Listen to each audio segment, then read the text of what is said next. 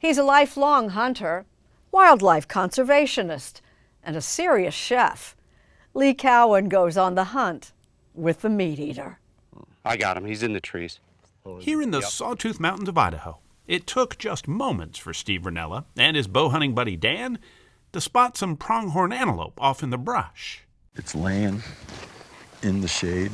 It took them far less time, however, to realize that having me tag along was a really dumb idea. What kind of shot is that like for a bow? Undoable.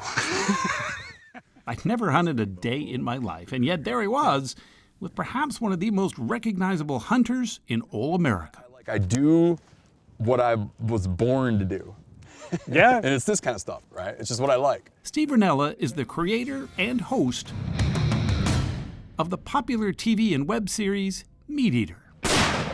You got him? Now, Run! in its 11th season. It's hunting the way the hunter sees it, up close and personal. And for Rinella, hunting is personal. At my core, I like nature, I like hunting, I like fishing, I like eating the stuff that I hunt and fish for, and I turned that into the work I do. He came to hunting the way most people do. His father hunted. Back then, he saw it largely just as a sport. When I was 18, I was obsessed with hunting and fishing. I did not know nor use the word conservation. In my mind, all the resources we enjoyed, they fell from the sky. They were there for the taking. And they would always fall from the Get sky. yours while the getting's good. But today, conservation is at the heart of almost everything MeatEater does. This valley is like so beautiful I could cry. The quality of the hunting, he says, is only as good as the health of the population being hunted, be it deer, fish, or anything else. His point is that loving the wild, while still taking a wild animal's life, are not mutually exclusive. I've never encountered in my life a person who holds wild game in high regard, who doesn't hold wildlife in high regard. And they understand that there's a limit on how much we can pull from it, where we end up dismantling and destroying the whole thing. Whether you agree with that or not, it's nothing new.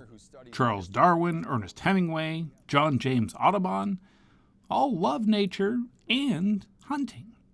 And then there's Theodore Roosevelt, who especially loved the land. He saved about 50,000 acres of mountains, plains, woodlands in this country for every day he was in office.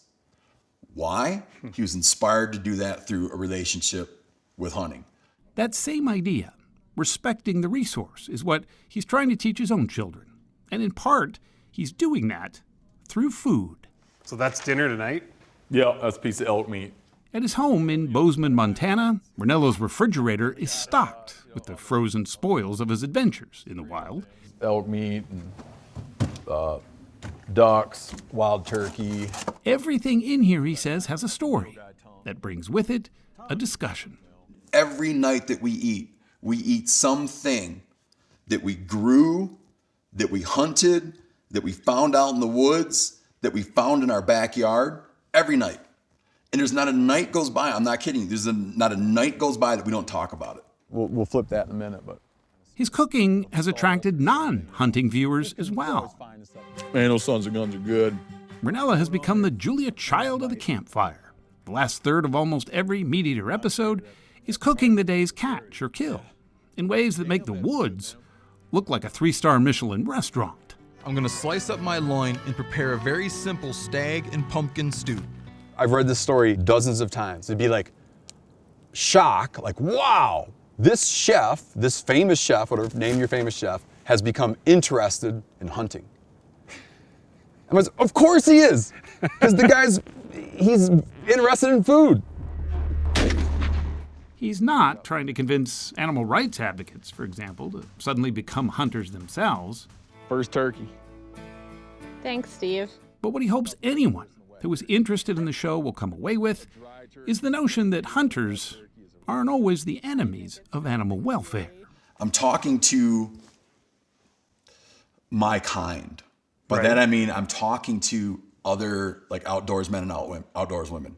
I'm also talking to people who are like kicking the tires on this world, who are curious about it. If they weren't curious, they wouldn't be watching. MeatEater has now grown into having a lifestyle brand, clothes and products for hunting. He's written a number of best-selling books, including cookbooks, and he has a top-rated podcast as well. Like a black bear, right? She's going to spend 2 years tutoring her offspring. His brand is based on a singular philosophy, that none of us live on the land, we live with it. You get to a point where you just have to give up and go home. The land beat you, or the sheep beat you, just by running out the clock. Back in Idaho, suffice it to say that pronghorn didn't care much for my nagging questions. It's already tuned in, like us sitting here yakking away.